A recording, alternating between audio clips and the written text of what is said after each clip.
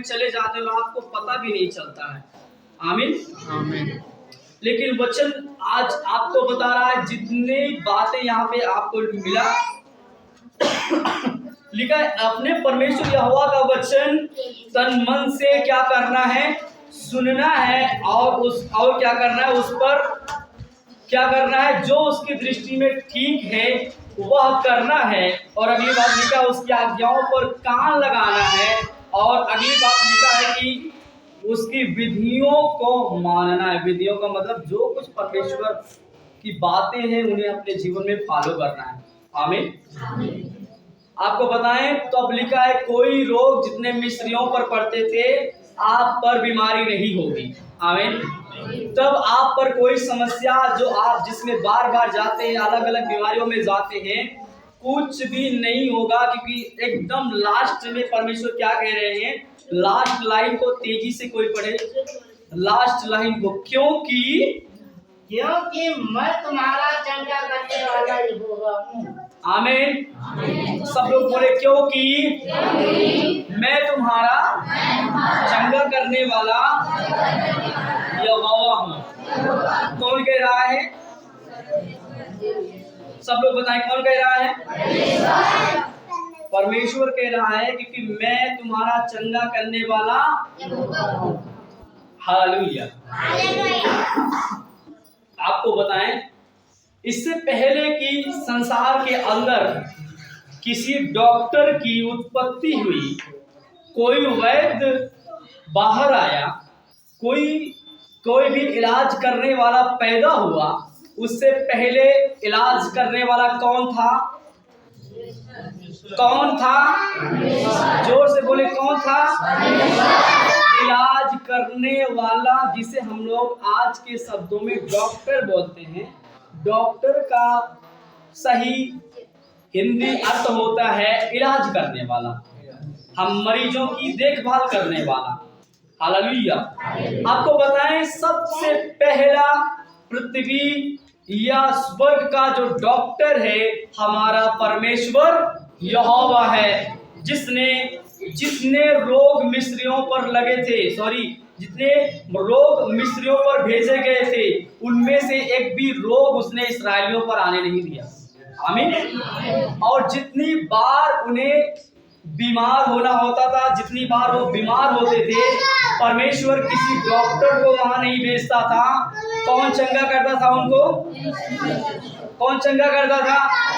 परमेश्वर चंगा करता था। हालेलुया। जब भी उनमें मरी फैलती थी, जब भी उनमें बीमारी फैलती थी, जब भी वो समस्याओं से घिरे होते थे, उनका चंगा करने वाला केवल परमेश्वर होता था। उनमें कोई वैद्य पैदा नहीं हुआ था। आमीन। हालेलुया। हमारा परमेश्वर बदल गया है क्या? कितना लोग कह सकते हैं परमेश्वर बदल गया है तब से और अब में?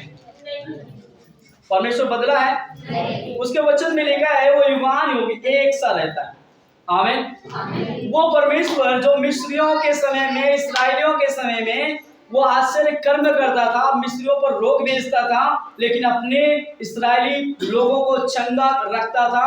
लिखा है वो लोग रोगी होते थे, उनमें बीमारियां आ जाती थी जो परमेश्वर का विरोध करते थे, लेकिन परमेश्वर के मानने वाले लोग, परमेश्वर को जानने वाले लोगों पर एक भी विपत्ति नहीं होती थी।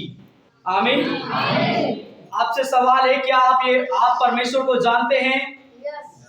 आप पर बीमारियां क्यों हैं? इसलिए क्योंकि आप परमेश्वर को जानकर भी उसकी विधियों से, उसकी आज्ञाओं से कई बार फिरते हैं, उसकी बातों को मानने से मुकरते हैं, उसके वचन को अपने जीवन में लागू करने से कतराते हैं, और ये कारण है आप बीमारियों और समस्याओं के शिकार होते हैं। हालेलुया। हालेलुया। लेकिन परमेश्वर कह रहा है, आज परमेश्वर आपसे वादा कर रहा है, मैं तुम्हारा चंगा करने वाला परमेश्वर यहोवा हूँ। आमीन। आपका चंगा करने वाला परमेश्वर यहोवा ही है और कोई चंगा करने वाला नहीं है। एक वचन को खोल लें, भजन संहिता 107 अध्याय उसके 20 पद को, और वहां पर ऐसा लिखा है, बहुत तेजी से हम लोग खोलेंगे और आगे बढ़ेंगे।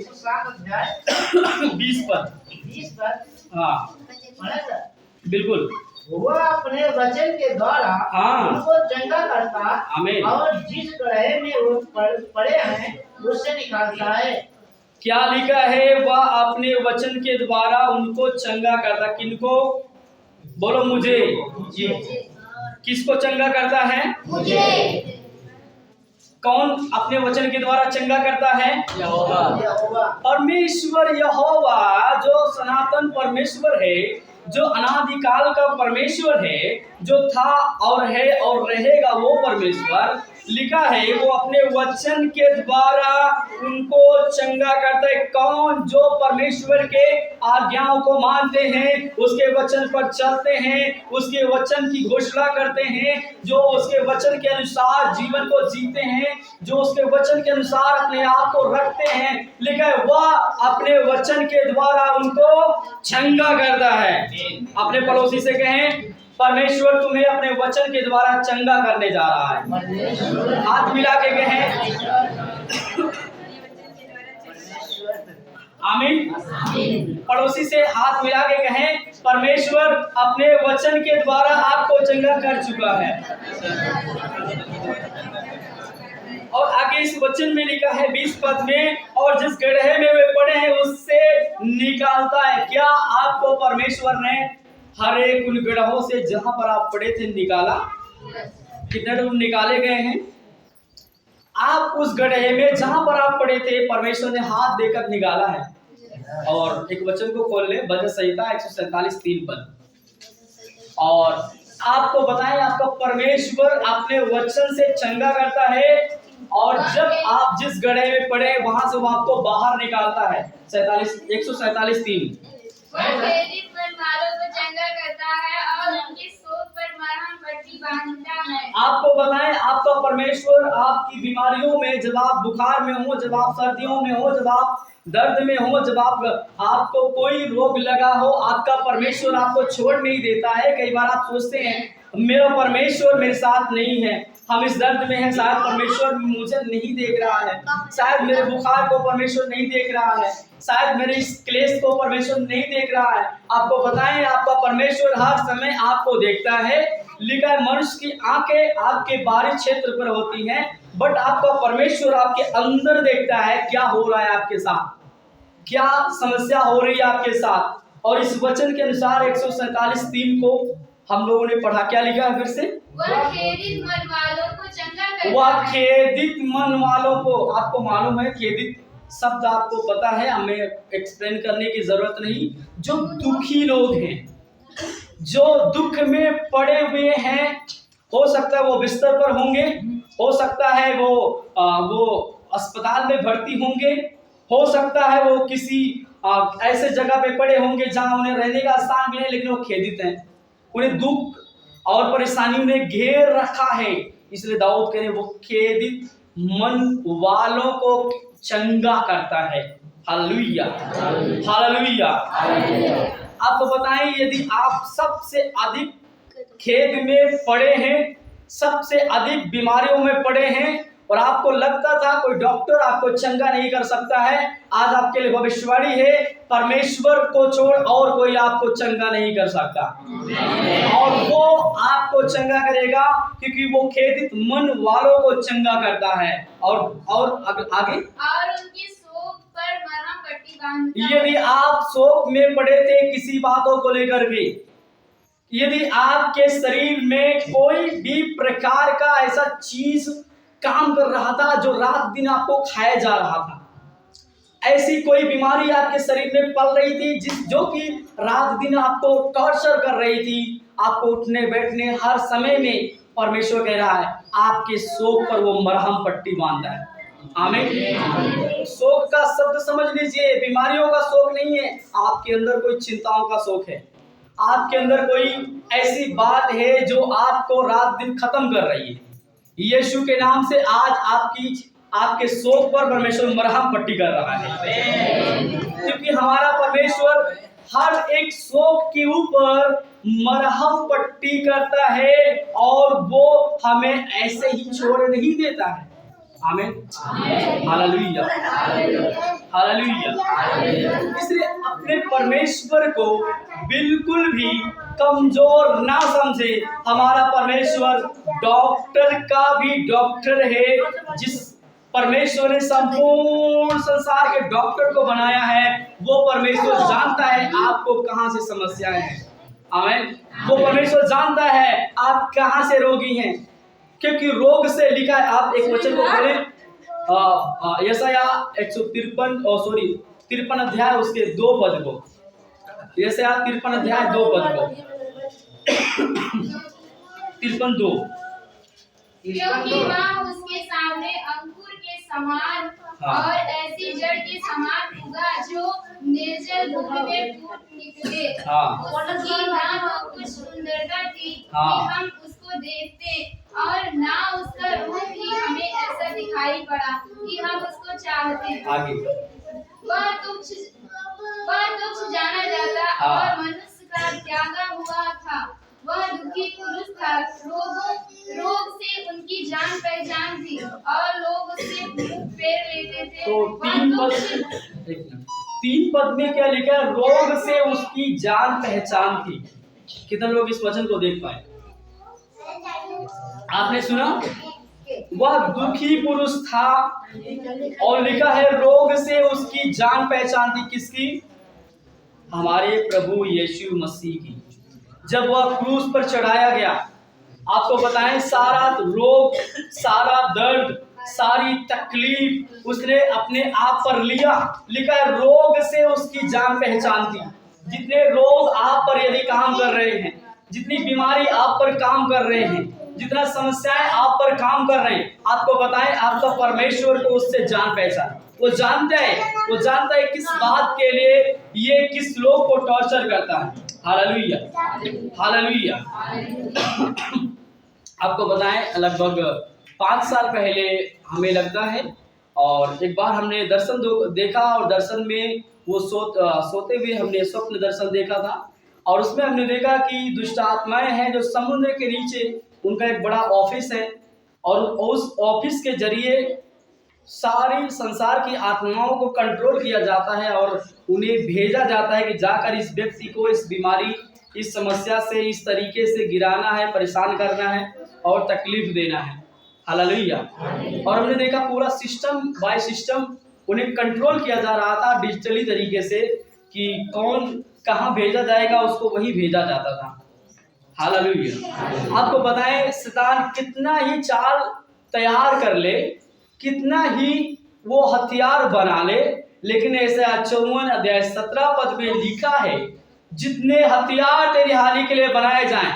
अपने पड़ोसी का हाथ पकड़ें और बताएं, उन्हें बोले, जितने हथियार तेरे हानि के लिए बनाए जाएं, उनमें से कोई सफल ना होगा। आमीन। जितने हथियार आपकी हानि के लिए बनाया जा रहा है शैतान के द्वारा, बीमारियों के द्वारा, आपको बीमार करने के लिए, आपको तकलीफ देने के लिए, आपको बीमारी देने के लिए, जो भी गिल्टी, जो भी पथरी, जो भी अपेंडिक्स, जो भी चीजें आपको मारने के लिए, आपको परेशान करने के लिए, आपको बीमार करने के लिए बनाई गई, एक भी हथियार सफल नहीं होगा यीशु मसीह का। क्योंकि हमारा परमेश्वर यहोवा खेदित मन वालों को चंगा करता है और उनके शोक पर मरहम पट्टी बांधता है। आमीन। और इसलिए क्योंकि उसकी रोग से जान पहचान है। 4-5 पद को हम लोग पढ़ेंगे। जैसे आप 53 अध्याय लिखा है, परंतु वह हमारे ही अपराधों के कारण घायल किया गया। पूरा पढ़िए, पूरा 4-5। हाँ।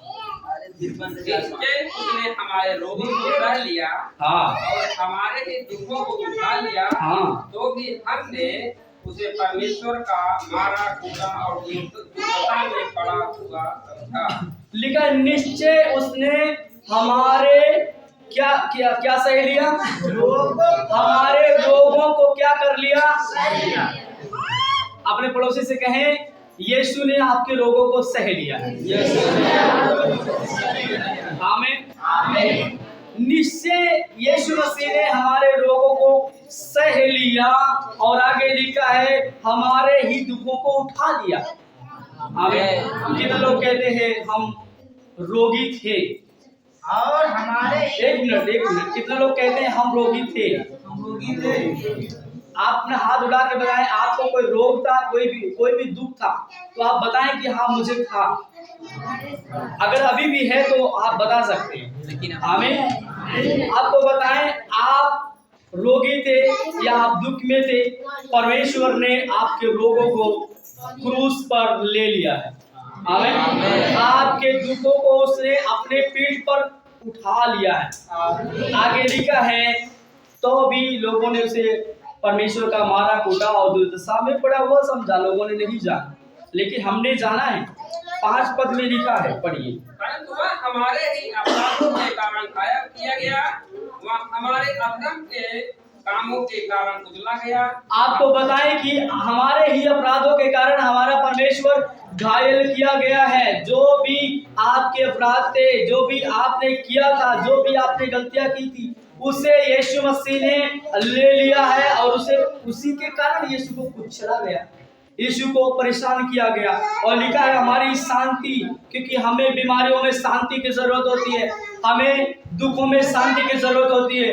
वचन में लिखा है उसने हमारी शांति के लिए क्या किया, ताड़ना को सह लिया। ताड़ना, क्रूस पर अलग अलग ताड़ना, और जब वो जमीन पर था तो उसे कोड़ों के द्वारा ताड़ना मिली। आमीन। और आगे लिखा है कि उसके कोड़े खाने से हम लोग चंगे हो जाएं। बोले आमीन। यीशु के कोड़े खाए जाने से हम लोग चंगे हो जाएं, इसलिए उसने सारी ताड़ना को ले लिया। अपने पड़ोसी से कहें, यीशु के कोड़े खाए जाने से आप चंगे हुए हो। हालेलुया। क्योंकि यीशु मसीह ने अपने शरीर पर 39 कोड़े खाए और एक कोड़े आपकी बीमारियों के लिए थे, आपके समस्याओं के लिए थे, आपके तकलीफ के लिए थे, जो कुछ आप पर हो रहा था उसके लिए थे। यीशु मसीह ने अपने शरीर पर कोड़े खाए जाने के द्वारा आपके सारे रोगों को ले लिया है, सारे दुखों को उठा लिया है। आमीन। एक वचन को खोलें, मत्ती रचित सुसमाचार 8 अध्याय 17 पद। जल्दी से खोलें। और यहाँ पर ऐसा लिखा है 17 पद में, आप हम पढ़ रहे हैं। हाँ, ताकि जो वचन यशायाह भविष्यवक्ता के द्वारा कहा गया था वह पूरा हो। उसने आप हमारी दुर्बलताओं को ले लिया और हमारी बीमारियों को उठा लिया। नए नियम में भी यही बात मत्ती रचित सुसमाचार में लिखा जा रहा है, ताकि जो बात यशायाह भविष्यवक्ता के द्वारा कहा गया था, उसने आप हमारी दुर्बलताओं को ले लिया और हमारी बीमारियों को उठा लिया। आपको बताएं, हमारा परमेश्वर हमारी सारी दुर्बलताओं को ले लिया है, हमारी सारी बीमारियों को उठा लिया है।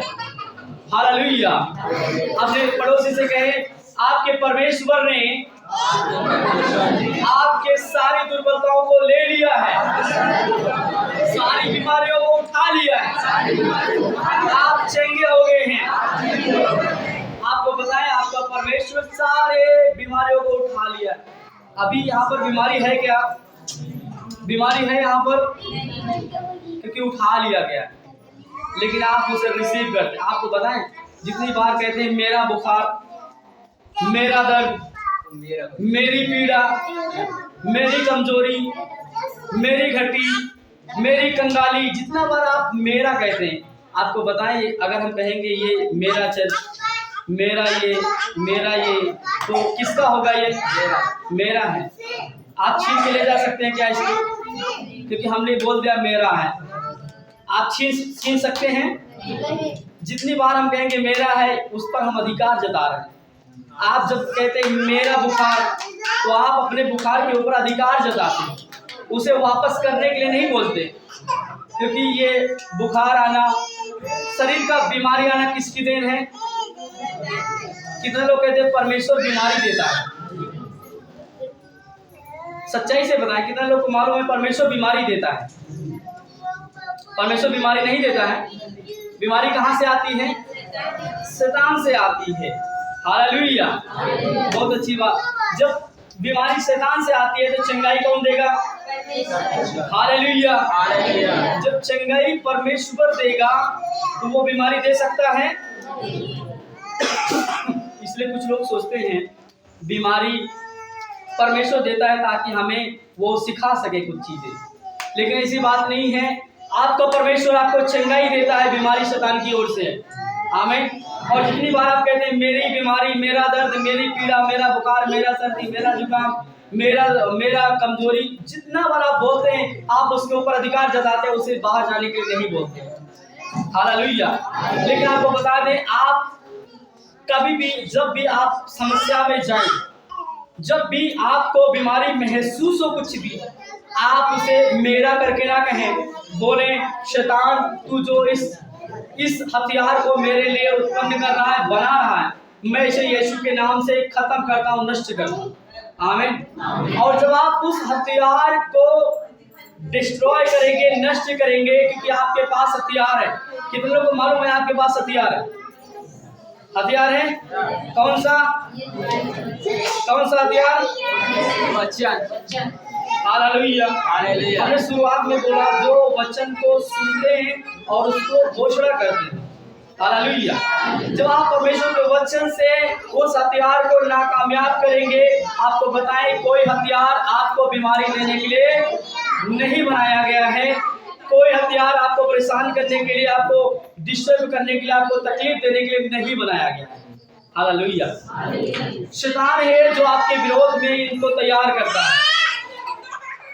बच्चों को सामने शैतान है जो आपके विरोध में इसको तैयार करता है, लेकिन आपका परमेश्वर पल पल में उसे नाश करता है। आमीन। हालेलुया। इसलिए क्या करना है? हमेशा अपने बीमारी को अपना नहीं बोलना है, बीमारी को डांटना है बाहर होने के लिए। आमीन। एक वचन को खोले, मत्ती रचित सुसमाचार 10 अध्याय 8 पद को। 8 पद को लिखा है, बीमारों को चंगा करो, मरे हुओं को जिलाओ, कोढ़ियों को शुद्ध करो, दुष्ट आत्माओं को निकालो। आमीन। तो आपको पता है यहाँ पर एक अधिकार लिखा है बीमारों को चंगा करने के बारे में। हमें केवल चंगाई के विषय चाहिए, केवल इतना, बीमारों को चंगा करने के विषय में। आपको बताएं जब वो अधिकार दूसरों के ऊपर काम करेगा, वो अधिकार आपके ऊपर काम करेगा कि नहीं? आपके ऊपर काम करेगा कि नहीं? पीछे से कोई जवाब नहीं आ रहा है। जब आप बीमारों को चंगा करेंगे इन हाथों से, तो ये हाथ आपको चंगा कर सकते हैं कि नहीं? जब भी आपके ऊपर बीमारी आए, अपने सिर पर हाथ रखें और बोले यीशु मसीह के नाम से ये बीमारी मुझे छोड़कर जाओ और तेरा कोई अधिकार नहीं मेरे शरीर पर। आप डांटेंगे, आपकी बीमारी बाहर हो जाएगी। आमीन। क्योंकि आपका परमेश्वर ऑलरेडी सब कुछ उठा लिया है। आमीन। सब कुछ उसने क्रूस के ऊपर उठा लिया है। आप बीमार नहीं हैं।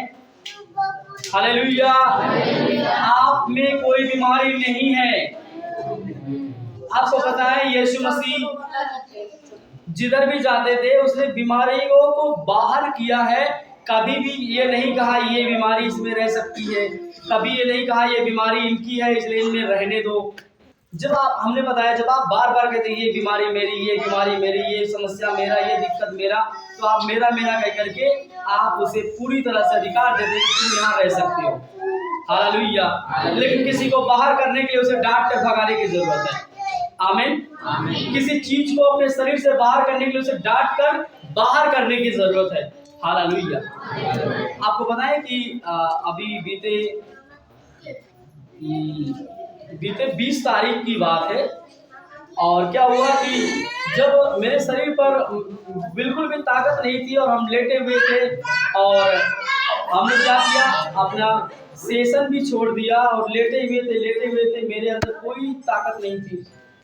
और उस समय मैंने मतलब इतना मेरे अंदर ताकत नहीं थी कि मैं प्रार्थना कर सकूं, लेकिन अन्य भाषा में बोलते तब मेरे अंदर एनर्जी आई। फिर हमने परमेश्वर से एनर्जी मांगा, फिर प्रार्थना किए, फिर वो ताकत भरपूर हुई और फिर हम में ताकत आई, तब हम खाना खाने के लिए गए। हालेलुया। लेकिन कोई दवा नहीं लिए। परमेश्वर जब आप बोलना शुरू करेंगे, जब आप वचन की घोषणा करेंगे, जो वचन आज हमने यहाँ पर दिए हैं, आपको पता है ये वचन जब आप बोलेंगे तुरंत आपके शरीर से कार्य कर रही बीमारियां बाहर जाएंगी। आमीन। वो निकल करके बाहर जाएंगी, आपके शरीर में नहीं रह सकती। आपने गवाही सुना कि बुखार, रात में जब प्रार्थना की गई बुखार भाग गया। आमीन। आपने गवाही सुना बुखार कैसे भागा? दवाइयों से गया था। तो परमेश्वर कार्य करने वाला, एक वचन को खोले, पहला पत्रस 2 अध्याय उसका 24 पद।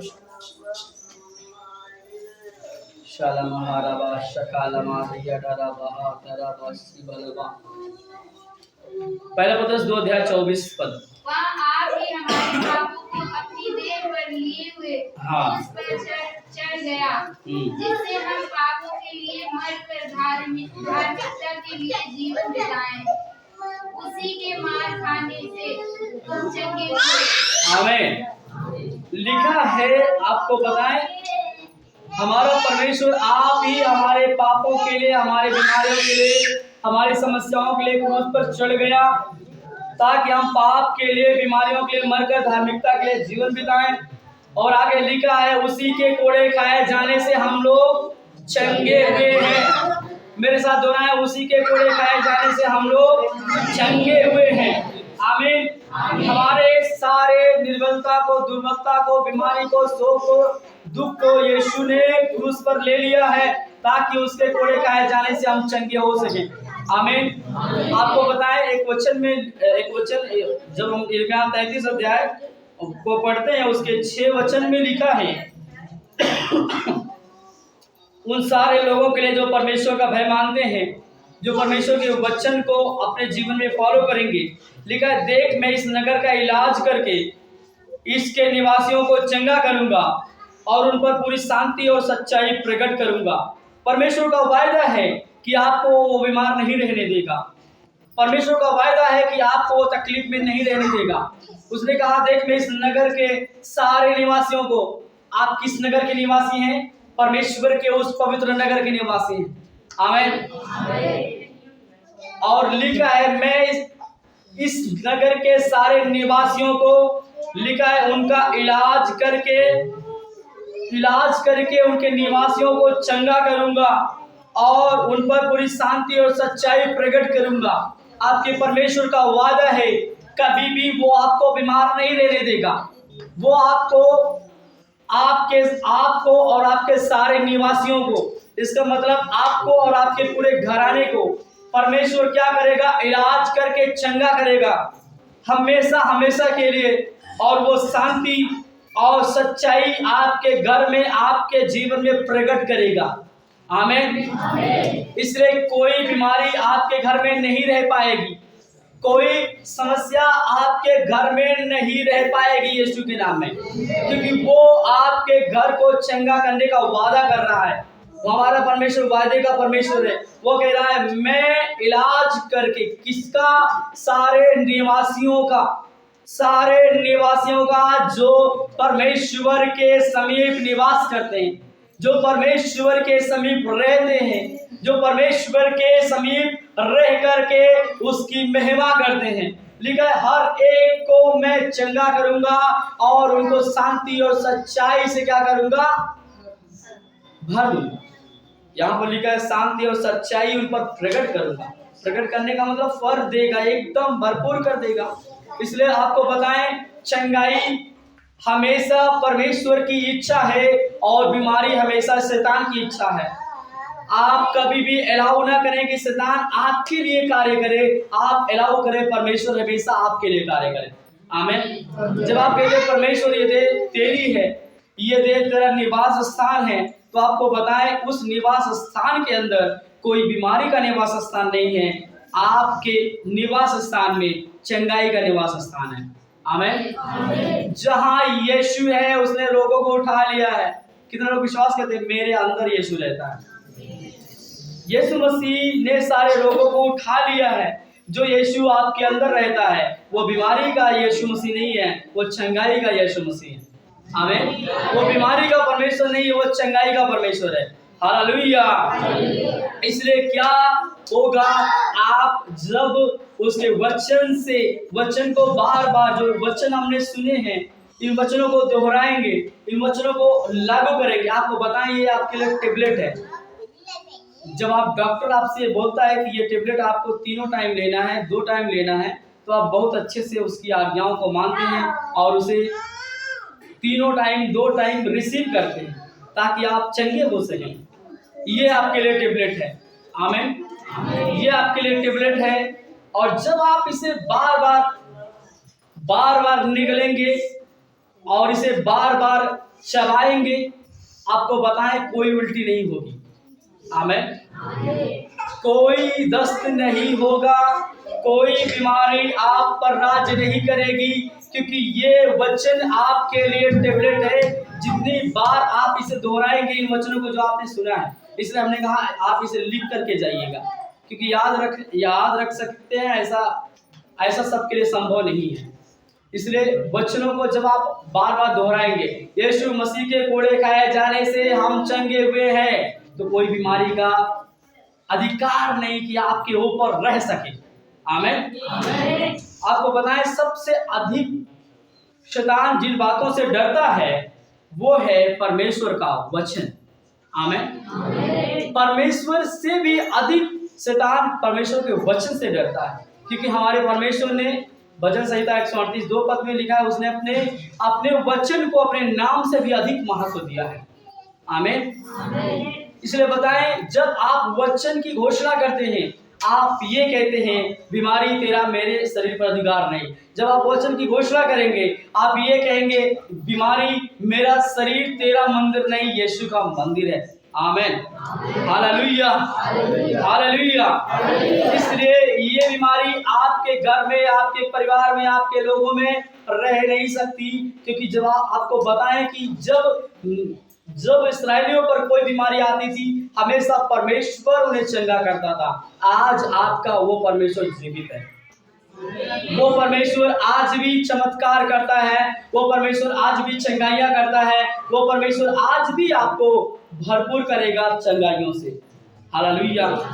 हालेलुया। बोलिए प्रभु यीशु मसीह की जय। प्रभु यीशु मसीह की जय। आइए हम अपने जगहों पर खड़े हो जाएं।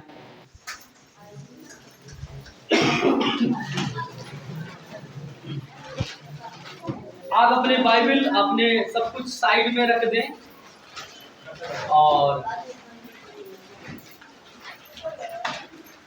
अपने बाइबल वगैरह सब कुछ साइड में रख दें।